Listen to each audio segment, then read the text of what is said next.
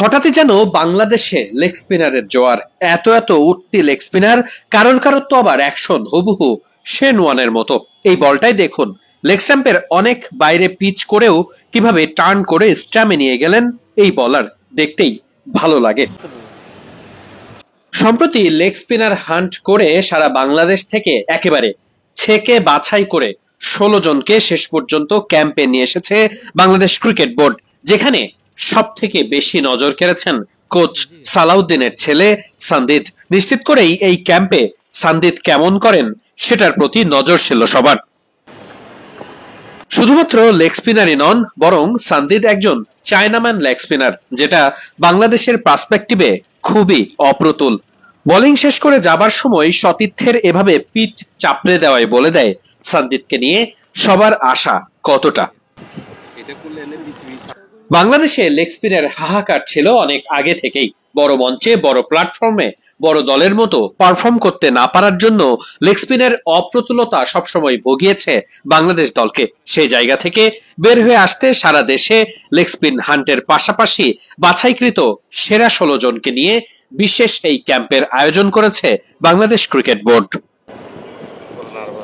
এই লেগ স্পিনারদের হান্টের পাশাপাশি দেখাশোনার কাজটা করছেন পাকিস্তানের 2 কোচ। একজন বর্তমানে জাতীয় দলের সঙ্গে রয়েছেন যুক্তরাষ্ট্রে বিশ্বকাপ সফরে, আরো একজন রয়েছেন এই ক্যাম্পের সাথেই। সারা দেশ থেকে যে লেগ স্পিনারদের খুঁজে আনা হয়েছে, মূলত তাদের বয়সটা অনেক কম। বেশিরভাগের বয়সই 15, 16 কিংবা 18-র নিচে। এই ক্রিকেটারদের ঠিকঠাক মতো নার্চার করা গেলে 2 থেকে 3 বছরে বিশ্বমানের ভয়ঙ্কর সব স্পিনার গড়ে ওঠার কথা। আর সেই পথেই হাঁটছে বাংলাদেশ ক্রিকেট বোর্ড।